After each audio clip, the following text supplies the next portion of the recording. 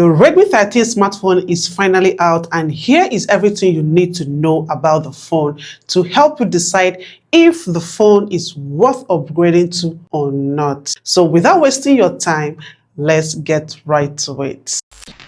Starting with what we have in the box, we have some paperwork. We have got the TPU transparent back case.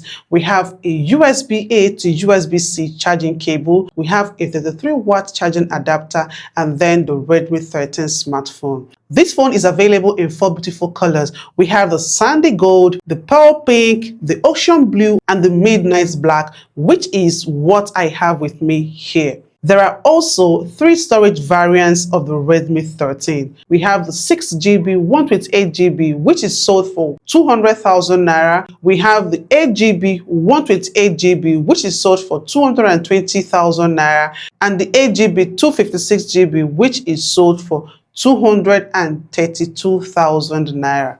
Moving on to the design of this phone. Right out of the box, the first thing to notice is a familiar design this phone has with its predecessor, the Redmi 12. It has 2 big cameras at the back and 1 LED flashlight, which is slightly bigger than usual.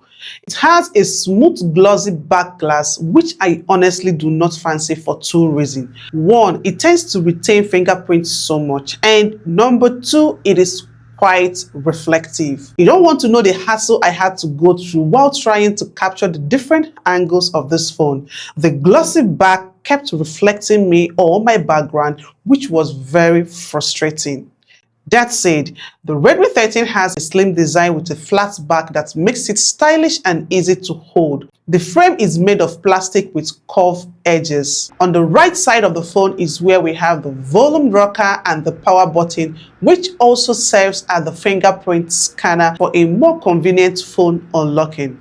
On the left side of the phone is where the hybrid SIM tray that houses 2 SIM cards at the same time, or a nano SIM card and an external SD card. This phone supports storage expansion to up to 1 terabyte. On the top side of the phone, we have the 3.5mm jack for connecting your headphones directly to the phone, and the IR blaster for controlling your other smart home devices. At the bottom part of the phone, we have the speaker and the Type-C charging ports. To me, the design of this phone is okay. It is simple, lightweight, and easy to hold, and you can practically reach anywhere on the screen without difficulty. Moving on to the display of this phone. The Redmi 13 has a 6.9 large screen IPS LCD display, a 1080p resolution, a 90Hz refresh rate, and a Corning Gorilla Glass 3. By default, the refresh rate is set at 60 Hz. You can go to your phone settings to set it at 90 Hz for a faster and better experience at all times. The display we have on the Redmi 13 is what we have had in the previous model, the Redmi 12, except for the upgrade to the Gorilla Glass 3. But hey, for that price point, it is what it is. Colors on this phone are sharp and vibrant when you are watching videos. You can enjoy high-quality streaming on your favorite streaming apps like Netflix and YouTube, as the phone allows you to watch videos at up to 4K resolution. Now, let's talk about the processor. This phone is powered by the MediaTek Helio G91 Ultra chipset, which is designed to enhance the performance of a phone while giving the user a smooth experience. For game lovers, you can play high-graphic games like the Call of Duty Mobile, but most certainly on low graphic settings. Also, be ready to expect some lag while at it. I have been using this phone for a week now, and I must tell you this: do not expect so much from this phone. The performance of this phone is just basic for basic smartphone tasks. However, what I have here for this review is the 6GB RAM storage variant. I would advise you go for the 8GB RAM option for better performance and user experience. Speaking of storage, while this phone has only the 6GB and the 8GB RAM storage options, you can expand the RAM from 6GB to 12GB and 8GB RAM to up to 16GB. And please, only use this feature when there is enough storage space available on your phone.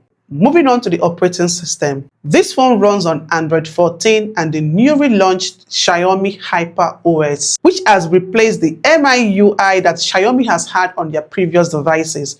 Now, you might wonder what this new OS has to offer. Well, according to Xiaomi, one of the main changes is how the HyperOS handles and schedules hardware resources, resulting in lower latency, making it faster to switch between tasks, which to me is particularly useful for budget phones like this one. Also, thanks to its storage optimizations, the HyperOS promises at least a 50-month performance degradation-free experience as well as lower storage requirements. Now, let's talk about the battery. The Redmi 13 comes with a 5030 mAh battery capacity, and as mentioned earlier, it comes with a 33-watt fast charger in the box. It supports 33-watt fast charging. It takes about 1 hour and 25 minutes to charge it from 0 to 100. How long the battery lasts after charging it depends on the usage. When fully charged, this phone can take you to up to a day or more with minimal usage. The Redmi 13 is IP53 rated, which protects it from dust and water splashes. Please do not go about dipping this phone inside water or swimming with it.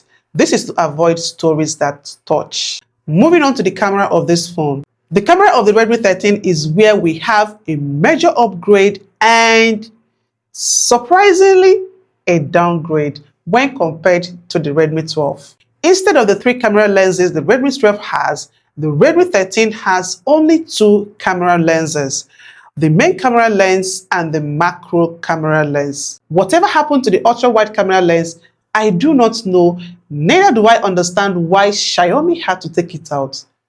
Make it make sense. That said, this phone has a whopping 108 megapixels main camera, which is an upgrade from last year's Redmi 12 50 megapixels, and 2 megapixels macro camera. For the selfie camera, we have 16 megapixels. Pictures taken with this phone outdoors are pretty decent. When you use the 108 megapixel camera option, you will get more details of the subject. We have some shots taken with the normal photo camera of the phone. We have some taken with the 108 megapixel camera, which is sharper than the normal camera photos. The portrait mode of the camera does separate the subject from the background by giving this noticeable background blur. Here also are some of the videos recorded with this phone. The video camera of this phone records at 1080p 30 frame rates, which to me is disappointing. At least I was expecting a 2K resolution video recording. Xiaomi, this is 2024 for crying out loud. Overall, the Redmi 13 is a pretty decent budget smartphone for those who do basic tasks like surfing the internet, scrolling through socials, making calls, and some other minor things.